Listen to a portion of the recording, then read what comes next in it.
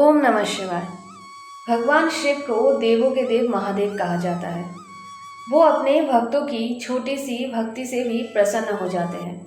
शास्त्रों में वर्णन मिलता है कि सावन मास के सोमवार का व्रत अत्यंत फलदायी माना गया है।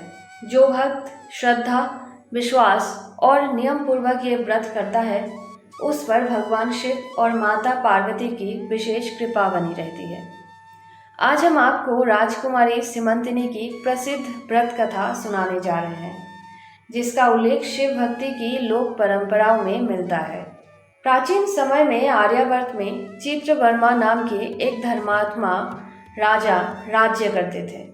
उनके राज्य में धन, वैभव और सुख समृद्धि की कोई कमी नहीं थी, लेकिन एक दुख उन्हें हमेशा परेशान करता था। उनकी कोई संतान नहीं थी। राजा और रानी ने वर्षों तक भगवान शिव की कठोर आराधना की, अनेकों यज्ञ, दान और व्रत किए। अंततः भगवान शिव की कृपा से उनके घर एक सुंदर कन्या का जन्म हुआ। राजा ने उसका नाम रखा सीमंतिनी। पूरा राज्य उत्सव मनाने लगा। राजकुमारी के जन्म के कुछ दिनों बाद राजा देश विदेश के प्रसिद्ध ज्योतिषियों को बुलाया। सभी ने राजकुमारी की कुंडली देखकर कहा, राजकुमारी अत्यंत भाग्यशाली, बुद्धिमान और सुंदर होगी। लेकिन एक वृद्ध ज्योतिषी ने गंभीर स्वर में राजा से कहा, महाराज, एक दुखद योग भी दिखाई देता है। विवाह के कुछ समय बाद ही इनके पति की मृत्यु का योग है। ये सुनकर राजा और रानी के पैरों तले जमीन खिसक गई। जब सीमंतिनी बड़ी हुई तो उसने अपने माता पिता की चिंता का कारण जान लिया। इस बात को जानकर वो स्वयं भी दुखी रहने लगी।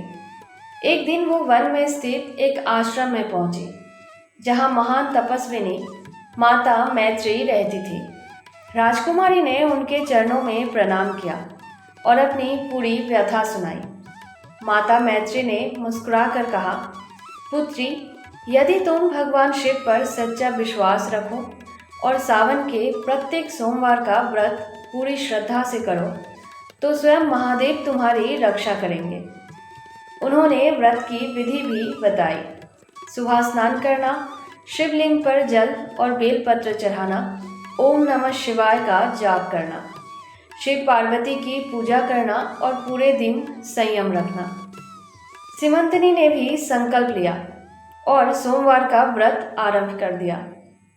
हर सोमवार वो सूर्योदय से पहले उठती, नदी में स्नान करती, शिव मंदिर जाती और भगवान शिव का अभिषेक करती। वो घंटों तक ओम नमः शिवाय का जाप करती। उसकी भक्ति देखकर मंदिर के पुजारी भी आश्चर्यचकित हो जाते। समय बीता। राजकुमारी का विवाह राजकुमार चंद्रगत से हुआ। दोनों एक दूसरे से बहुत प्रेम करते थे, लेकिन ज्योतिषी की भविष्यवाणी राजा के मन में अभी भी थी। फिर भी सीमंतिनी ने सोमवार का व्रत कभी नहीं छोड़ा। एक दिन राजकुमार चंद्रगत अपने मित्रों के साथ नदी में जल विहार करने गए। अचानक नाव पलट गई। सभी लोग किसी तरह बच गए, लेकिन राजकुमार का कहीं कुछ पता नहीं चला। पूरे राज्य में शोक छा गया। सबने मान लिया कि राजकुमार की मृत्यु हो चुकी है। ये समाचार सुनकर भी सीमंतिनी ने भगवान शिव पर से अपना विश्वास नहीं खोया।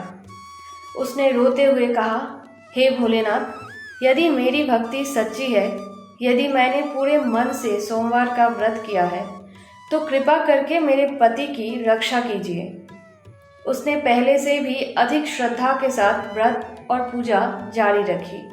कथा के अनुसार राजकुमार वास्तव में जीवित थे।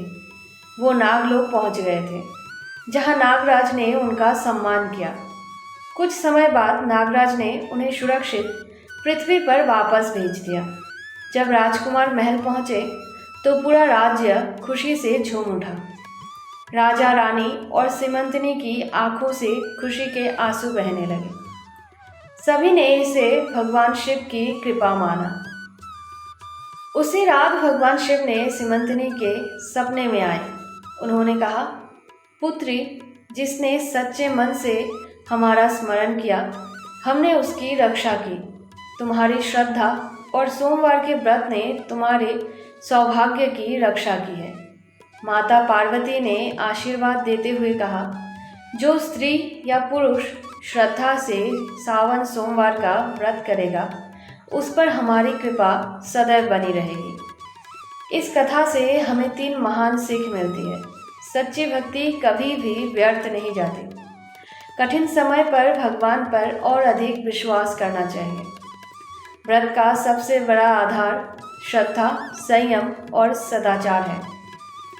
मान्यता है कि जो भक्त सावन सोमवार का व्रत रखकर श्रद्धा से इस कथा का श्रवण करता है, भगवान शिव उसके जीवन के सभी संकट को दूर करते हैं, परिवार में सुख शांति बनाए रखते हैं और उचित मनोकामनाएं पूर्ण करते हैं। तो बोलिए हर हर महादेव, ओम नमः शिवाय। भगवान भोलेनाथ और माता पार्वती की कृपा आप और आपके पूरे परिवार पर सदैव बनी रहे। ऐसी और भी कथाओं को जानने के लिए आप हमारे चैनल को सब्सक्राइब कर सकते हैं।